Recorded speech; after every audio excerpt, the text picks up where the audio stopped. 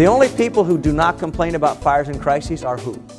The fire department. Why not? It's their job. Well, yeah, but think about the fire department. Do they have to do training? How about preventative maintenance? Do they have to go to your business and find out what kind of new crazy thing you're building that's going to burn in a new way? Do you ever see the fire engine show up and the hoses are all just in there? No, it's always precise. Why? Because if your job is really to fight fires, and if it's really about crisis, you organize accordingly. You know the old story about those who can't do, teach? So Peter Drucker took that 2 steps further. He said, those who can't do, teach. Those who can't teach, consult. Those who can't consult, write. Now that I have my first book, I'm in good company. In the world of sailing, imagine you're out and the mast breaks.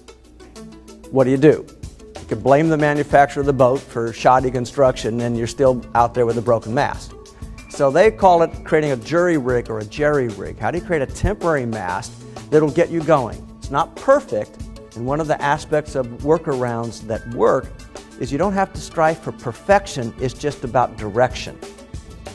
So we talk about being directionally correct, not perfectionally correct.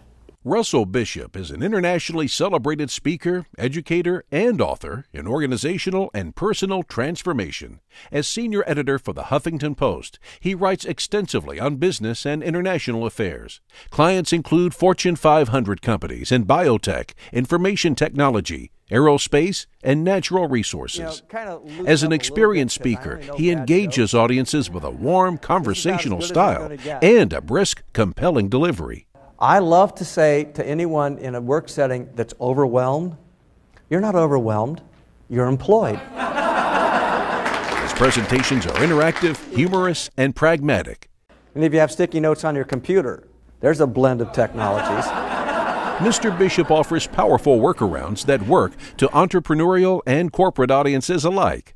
I learned from Russell's work not to get stuck behind obstacles. And it hit me what Russell has taught me for a long time. Ability to respond, keep moving. Don't stop and wait for the perfect solution. Russell Bishop is an editor and columnist for HuffingtonPost.com. His new book is entitled Workarounds That Work, How to Conquer Anything That Stands in Your Way at Work. A workaround is simply a way of thinking about what do you do when something gets in the way that prevents you from moving forward. So whether it's personal or at work, it's still going to come down to you.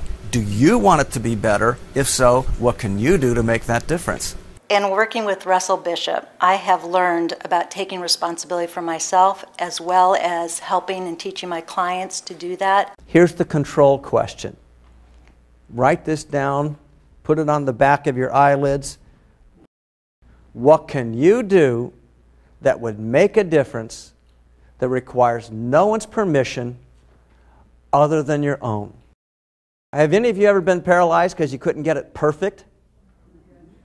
You ever worked in an organization where as soon as you get an idea, somebody says, yeah, but it'd be better if. And we better study some more. I call that the problem that leads to consensus constipation.